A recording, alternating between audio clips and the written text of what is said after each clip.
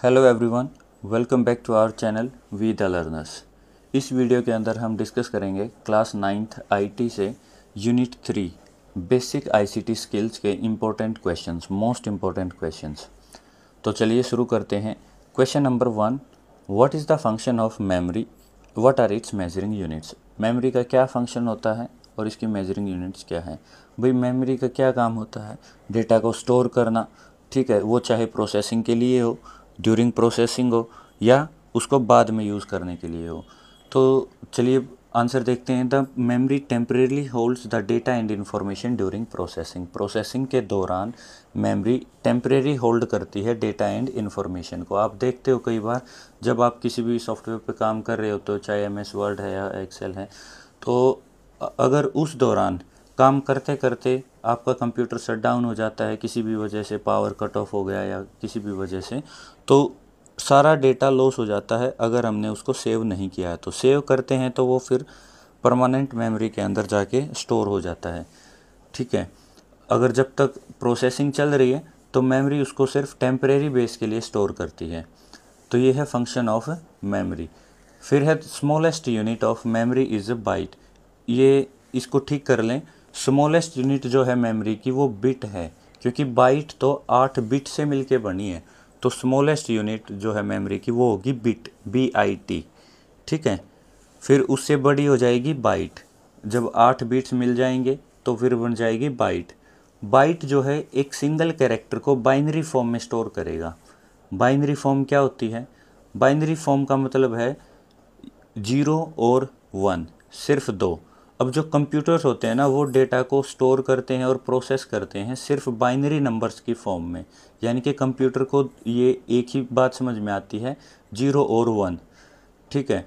तो binary number is either 0, 0 से computer समझता है ऑफ या लो वोल्टेज को, और 1 का मतलब है उसके लिए ऑन। तो ऑफ या ऑन, सिर्फ 0 और 1, ये भाषा कंप्यूटर समझता है। तो और सारा जितने भी कंप्यूटर्स होते हैं वो सारे डेटा को स्टोर और प्रोसेस इसी फॉर्म में करते हैं, बाइनरी नंबर्स की फॉर्म में, 0 और 1 की फॉर्म में। और जो बिट है वो इसी की शॉर्ट फॉर्म है, binary digit. Binary digit, BI binary से और डिजिट से T, तो बिट हो गया। तो बिट जो है वो स्मॉलेस्ट यूनिट रहेगी मेमोरी की, ना कि बाइट। इसे ठीक कर लें। और एक बाइट के अंदर 8 बिट्स, यानी कि जब 8 बिट्स मिल जाएंगी तो एक बाइट जो है बनाती हैं, और जब 1024 बाइट बन जाएंगी तो वो 1 KB बनाएंगी, किलो बाइट। हम डेटा को मेज़र करते हैं ना, भाई इतना नेट यूज़ हो गया, 1 GB हो गया, 2 GB हो गया, ये सब क्या है? मेजरिंग यूनिट्स है मेमोरी की। तो 1024 या 2⁻10 बाइट्स ये बनाएंगी 1 किलो बाइट को। फिर 1024 किलो बाइट बनाएंगी 1 मेगाबाइट को। 1024 मेगाबाइट बनाएंगी 1 गीगाबाइट यानी कि 1 GB को। और फिर 1024 GB बनाएंगी 1 TB को, 1 टेराबाइट को। और फिर 1024 टेराबाइट बनाएंगी 1 पेटाबाइट को, 1 PB को। और 1024 PB पेटाबाइट बनाएंगी 1 EB को, एक्साबाइट को। यानी कि कहाँ से शुरू हुई है मेजरिंग यूनिट? सबसे पहले बिट, फिर बाइट, फिर KB, MB, GB, TB, PB, EB।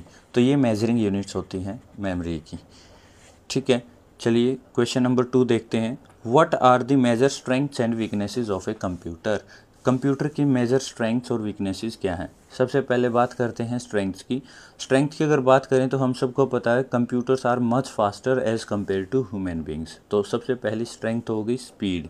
दूसरा एक्यूरेसी, कि computers can perform all the calculations and comparisons accurately. आप उनसे कितनी कैलकुलेशंस कराएं, कंपैरिजंस कराएं, कंप्यूटर्स जो हैं बिल्कुल एक्यूरेट रिजल्ट हमें प्रोवाइड करता है। तो सेकंड स्ट्रेंथ होगी एक्यूरेसी। थर्ड है रिलायबिलिटी।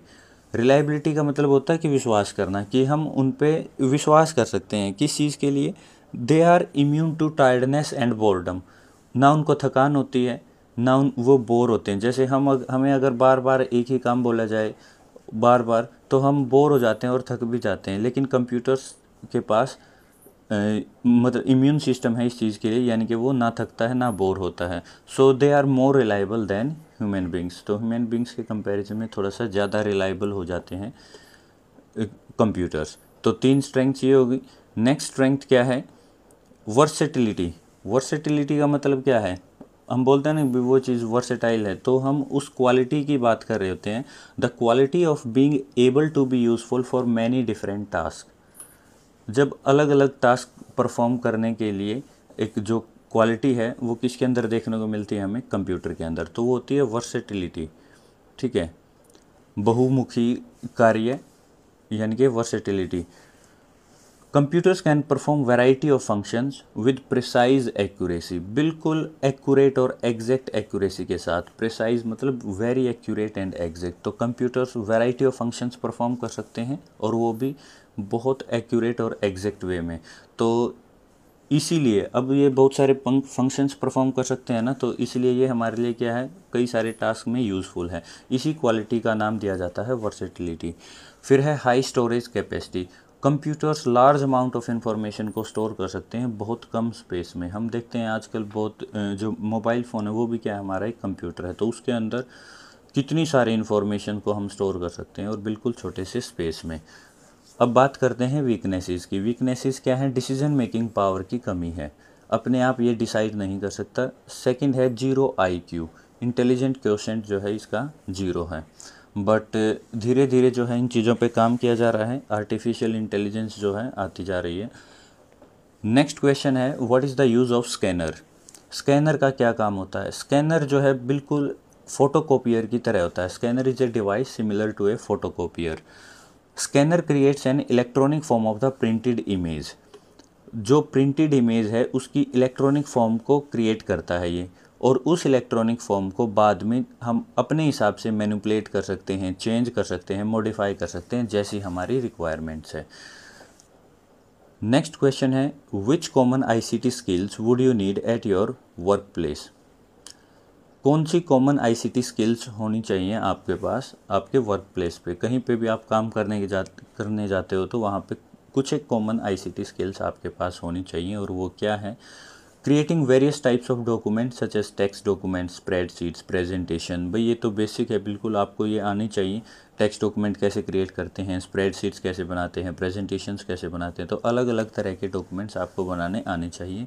दूसरा, मेल्स को, स्पेशली ईमेल्स को सेंड और रिसीव करना आना चाहिए। एंड इंटरनेट सर्च पर्पज़ के लिए कैसे यूज़ किया जाए, प्रॉपर सर्च कैसे किया जाए इंटरनेट से एग्जैक्ट डेटा को, वो आपको आना चाहिए। कनेक्टिविटी सॉफ्टवेयर्स होते हैं अलग अलग, जैसे वीडियो कॉन्फ्रेंसिंग हो गया, तो इस टाइप के सॉफ्टवेयर्स के साथ हम कैसे कनेक्टिविटी कर सकते हैं, कैसे यूज़ कर सकते हैं। या और भी कंपनी के या किसी भी ऑर्गेनाइजेशन में जहाँ आप काम करते हैं तो वहाँ अलग अलग स्पेशलाइज्ड सॉफ्टवेयर होते हैं, वो आपको यूज़ करने आने चाहिए। तो ये बेसिक आईसीटी स्किल्स हैं जो आपको हेल्प करती हैं आपके वर्क प्लेस पे। नेक्स्ट क्वेश्चन है what are peripheral devices. Peripheral device क्या है, कोई भी एक्सटर्नल डिवाइस जो आप अपने कंप्यूटर से अटैच करते हो, चाहे वो कीबोर्ड है, माउस है, मॉनिटर है, प्रिंटर है, कोई भी एक्सटर्नल डिवाइस जो आप अपने कंप्यूटर से अटैच करते हो, उससे क्या लेने के लिए, इनपुट या आउटपुट लेने के लिए, तो वो पेरिफेरल डिवाइस होता है। इस चीज़ में ध्यान रखें कि पेरिफेरल डिवाइस कंप्यूटर का जो कोर कंप्यूटर आर्किटेक्चर है, जो मेन पार्ट्स हैं, मेन कंप्यूटर आर्किटेक्चर है जो, उसका हिस्सा नहीं होते हैं पेरिफेरल डिवाइस। ये एक्सटर्नल डिवाइस होते हैं जो बाहर से हम अटैच करते हैं हमारे मेन कंप्यूटर आर्किटेक्चर में। जैसे कि कीबोर्ड और माउस, ये इनपुट पेरिफेरल्स हैं, इनपुट के लिए यूज़ होते हैं। फिर मॉनिटर और प्रिंटर, ये आउटपुट पेरिफेरल्स हैं। ठीक है, तो ये होते हैं पेरिफेरल डिवाइसेस। नेक्स्ट क्वेश्चन है what are the differences between RAM and ROM. RAM and ROM में क्या अंतर होता है। अब जो मेन मेमोरी है उसकी दो सब टाइप्स होती हैं, ठीक है, रैम एंड रोम। रोम का मतलब होता है रीड ओनली मेमोरी, और रैम का मतलब होता है random access memory. Read only memory, इस मेमोरी के अंदर इंफॉर्मेशन को एक बार अगर स्टोर कर दिया जाता है तो वो फिक्स हो जाती है। In this memory information once stored remains fixed. इस बात का क्या मतलब है कि उसको चेंज नहीं किया जा सकता, that is it can not be changed, इसलिए इसको क्या बोला जाता है, read only memory. It can not be written on to, और उसके ऊपर हम मतलब दोबारा से चीज़ें चेंज नहीं कर सकते और नहीं लिख सकते। Generally ROM contains a set of startup instructions. ज़्यादातर रोम के अंदर क्या है, स्टार्टअप इंस्ट्रक्शंस होते हैं, that is what to do when a computer is turn on, या कंप्यूटर टर्न ऑन होता है, तो वो सारी जो इंस्ट्रक्शंस आपके सामने आती हैं वो पूरा सेट ज़्यादातर रोम के अंदर होता है, क्योंकि वो सिर्फ रीड पर्पज़ के लिए होता है, read and use, you can not write on to it. फिर है रैंडम एक्सेस मेमोरी, रैम, जो इंटरनल मेमोरी है that can be read from as well as written to is called RAM, कि ऐसी इंटरनल मेमोरी जिसको हम read भी कर सकते हैं और अपने हिसाब से उसमें लिख भी सकते हैं, तो वो होता है रैम, यानी कि हम उसको चेंज कर सकते हैं। Random access memory, when people talk about computer memory in connection with computer they usually mean RAM।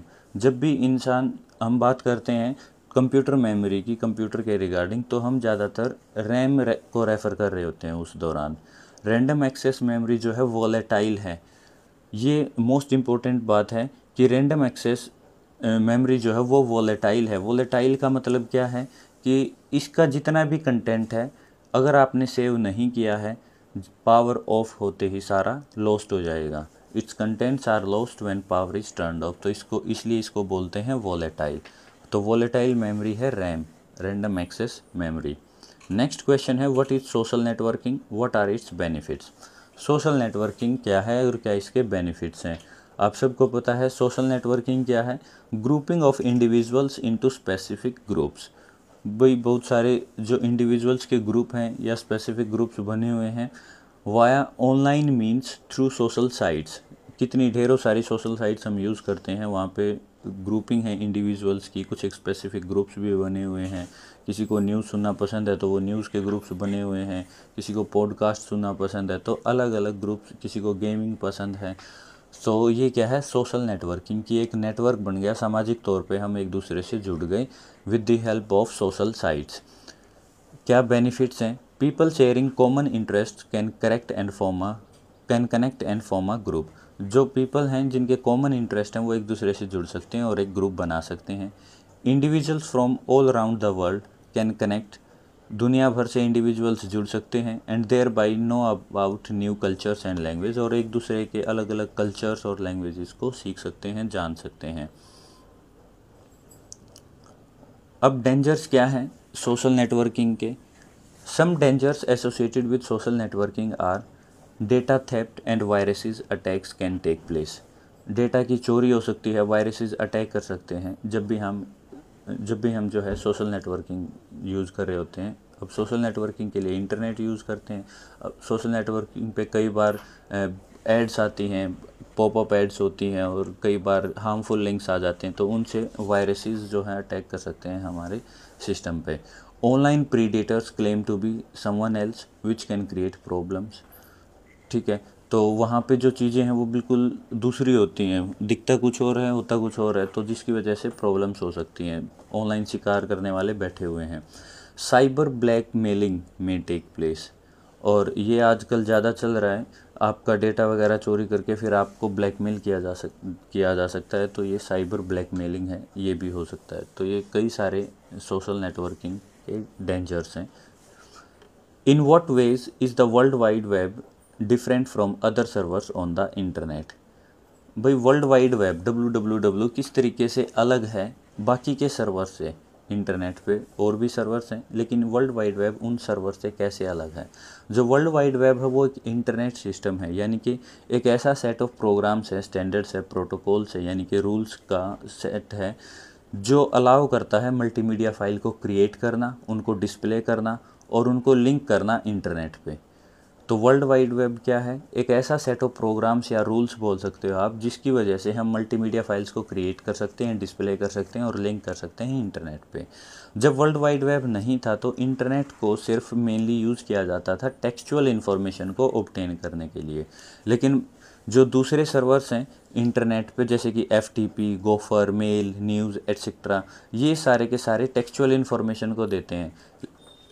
लेकिन जब वर्ल्ड वाइड वेब आया तो ये यूज़ करता है HTTP server, hyper text transfer protocol server, जो कैटर करेगा मल्टीमीडिया इन्फॉर्मेशन को। यानी कि इससे पहले जो बाकी के दूसरे सर्वर्स हैं FTP, गोफर, मेल, न्यूज़ वगैरह, ये सारे टेक्सचुअल इन्फॉर्मेशन देते हैं हमें, लेकिन world wide web HTTP server use करता है, जिसकी वजह से हम मल्टीमीडिया इन्फॉर्मेशन को यूज़ कर सकते हैं। Thus it enables users to receive hyper text, यानी कि मल्टीमीडिया इन्फॉर्मेशन को ऑन देयर वेब ब्राउज़र, यानी कि यूज़र्स अपने वेब ब्राउज़र्स पर मल्टीमीडिया इन्फॉर्मेशन यूज़ कर सकते हैं, रिसीव कर सकते हैं with the help of hyper text यानी कि वर्ल्ड वाइड वेब। तो दोनों बाकी के सर्वर्स और वर्ल्ड वाइड वेब में सिंपली हम इतना बोल सकते हैं कि सिर्फ अगर हमें टेक्सचुअल इन्फॉर्मेशन चाहिए तो बाकी के सर्वर्स काम आते हैं, लेकिन वर्ल्ड वाइड वेब हमें हाइपर मीडिया फाइल्स यानी कि जिसमें ऑडियो वीडियो टेक्सचुअल हर चीज़ आ जाती हैं, तो मल्टीमीडिया फाइल्स ये हमें इंफॉर्मेशन प्रोवाइड करने में मदद करता है, क्योंकि ये HTTP server hyper text transfer protocol server को यूज़ करता है। तो मल्टीमीडिया इन्फॉर्मेशन चाहिए तो वर्ल्ड वाइड वेब यूज़ होता है, और बाकी के सर्वर्स टेक्सचुअल इन्फॉर्मेशन के लिए। Differentiate between CC and BCC। CC और BCC में क्या अंतर है? कार्बन कॉपी और ब्लाइंड कार्बन कॉपी दोनों की सहायता से हम अपनी एक जो मैसेज है उसकी कॉपी को फॉरवर्ड करते हैं हर किसी के पास, मतलब जो हमने लिस्ट बनाई है उन सब के पास एक कॉपी जाती है दोनों से, कार्बन कॉपी और ब्लाइंड कार्बन कॉपी में। लेकिन जो मेन डिफरेंस है इनके बीच में वो क्या है? कार्बन कॉपी में जिसके पास आपका मेल गया है उन सब को पता चलता है कि हाँ ये और किस बंदे के पास गया है, यानी कि रेसिपिएंट्स की इन्फॉर्मेशन सबको पता चल जाती है कि भाई मेरे अलावा ये और किस किस के पास भेजा गया है। लेकिन जो लेटर है, लेटर का मतलब है यहाँ पे जिसका दूसरे नंबर पे जिक्र किया गया है यानी कि BCC, लेकिन जो लेटर है यानी कि BCC ब्लाइंड कार्बन कॉपी, उसमें रेसिपिएंट्स को पता नहीं चलता एक दूसरे के बारे में। तो ये मेन डिफरेंस होता है, उनको पता नहीं चलेगा, कॉपी हर एक के पास जाएगी लेकिन उनको ये नहीं पता चलेगा कि मेरे अलावा और किसके पास ये भेजा गया है। सो ये थे कुछ एक इम्पोर्टेंट क्वेश्चंस जो हमने डिस्कस किए हैं। आई होप आप सबको ये समझ में आए होंगे।